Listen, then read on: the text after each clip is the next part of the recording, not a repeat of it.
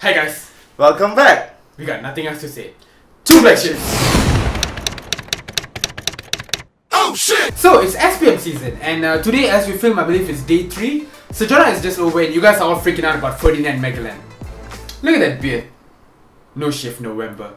So for that one viewer out there who's not from Malaysia, SPM is like the biggest exam in our country. It's like the equivalent of shit. So anyway, we're gonna talk about exams. Not exactly talk about exams, we're gonna teach you how to exam. Yes, we have successfully explained the obvious title. Two black ships. Now some of you might have noticed we made a Facebook post about this a couple of days ago, where we gave you tips for the exam, but we thought we might as well make a video about it as well because you guys are noobs and we gotta teach you things. Kidding. We love you. Number 1, know your dates. And by this we mean get to know the exact dates of your exam way in the beginning. The beginning of your semester, the beginning of your year, the beginning of your life if that's possible. Do this as soon as possible. ASAP. Smoke. I'm getting off topic. Shahrul, take over please. Yes, because if you don't learn the dates of your exam as early as you can, it's gonna be too late and one day it's gonna hit you out of nowhere and then what you gonna do? Because of all the things you're gonna be surprised with in life, you don't want exams to be one of them. Hey, what you doing? Studying for the exam. Exam? History is tomorrow. See, you wanna get a stroke? Cause that's how you get a stroke. Know your dates. And that brings us to Number 2, plan your shit. Now obviously there's a lot of different ways to study for your exam, but here's just one example. What you gotta do is list down the number of subjects that you have. If you have more than 5, then I'm sorry for you, may your soul rest in peace, but list it down. Next, list down the number of chapters that you have. And again, if you have more than 5 of that for each subject, then may your soul rest in peace. I hope you've written down your will. Once you got that done, you're gonna need like a planner or calendar or some sort. Look at it and find out how many more days you have left. Yes, and now this is where you gotta carefully plan things. So let's say you have 20 days left and you got like 20 chapters to cover. What a coincidence. I know, right? So 20 days, 20 chapters. Logic dictates 1 chapter each day. So you make a checklist and as you complete each chapter, you tick it off and it'll give you a sense of accomplishment. Like short-term goals. You achieve it and it'll keep you motivated. Of course, these are an ideal case scenario, but if you're like us, you finish 1 chapter and then take a 2-day break to celebrate because you worked hard and you deserve it. Except you don't because there's 19 chapters left and you got less than 19 days to do it. You're a dead shit. So plan B, 2 chapters each day. Number 3, get enough sleep. Now let me repeat that. Get enough sleep. See, many of you think that the more you manage to cover before the exam, the better chance of you getting higher marks. That's right. But I forgot where I was going with this. About not getting enough sleep, the brain and the... Oh yeah, so what many do is they try to put an all-nighter the day before the paper in hopes of squeezing everything in. Your brain is not a sponge. Speaking about the brain, that thing needs a little bit of rest at some point. And that's why you need to go to sleep. Because you got tiny little brain janitors up there and the poor guys are waiting for you to go to sleep so that when you do, they can do their job. They gotta scrub and clean the brain, keep it nice and healthy so that it works properly the next day. But you're not going to sleep, so eventually your brain's gonna stop working. And guess when that's gonna happen? That's right, halfway through the paper. You're gonna be there in the exam hall, didn't get sleep the night before, cruising through the paper, finishing up question number 7 and then BAM! Brain dead, you're gonna fail. Good night. Number 4, make sure you got everything you need. Basically, this is what your mom has been nagging about since the 1st grade. When she went like, Shahrul, did you take all your pencils? Did you sharpen them? Are they sharp? If I touch the tip and I don't bleed to death, I'm gonna come there and beat you. Hey, take this extra eraser. And I don't think you have enough rulers. 7 is not enough. Take another 3. Make it an even number. Here's a puncher and a cellophane tape. Shahrul, get back here. You forgot your stapler. your stationaries. You gotta have your basic stuff, no matter how old you are and what you're studying. Yeah, like in engineering, we got this thing called the Smith chart. And you gotta use like the compasses. Nobody cares, man. Alright. Moving on, your calculators. Guys, we have been using these for a couple of years, right? Common sense. Batteries die. So if you're gonna have an important exam, make sure you change the batteries before the paper. Get a new one or bring a spare because if that thing fails on you mid-exam, you're dead. Number 5. Don't copy, but copy.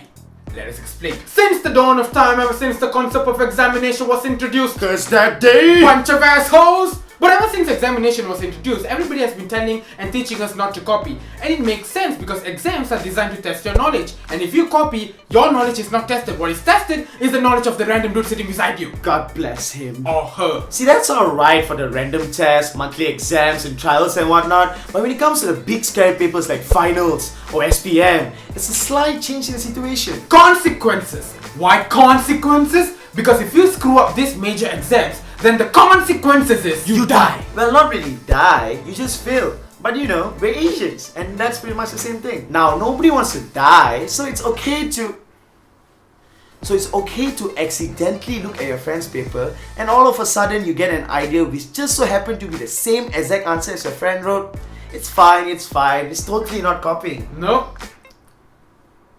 Jokes aside, copying should only be your last resort.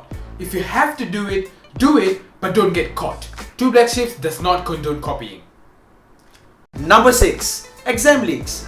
Now the exam is tomorrow, but then there's this one guy who just so happened to see the questions today, and now all of us know what's coming out. God bless his soul. If you're one of the people who come across these leaks, be a bro and share it with your friends. Spread it around. Don't be Gollum and keep it all to yourself. Hey, are those leaks? My precious. See, don't be a piece of shit. Because if you have the time to share videos from Two Black Sheeps, then you definitely have the time to share the leaks with your friends. And vice versa. Now you have the leaks. It's all you ever wanted. But for sheep's sake, don't trust that thing 100%. Not everything you hear is true. Most of the things people say out there are all bullshit. Like when they say, I'm on the way, we can still be friends, vape causes air pollution and this don't. Tanesh, I'm getting carried away.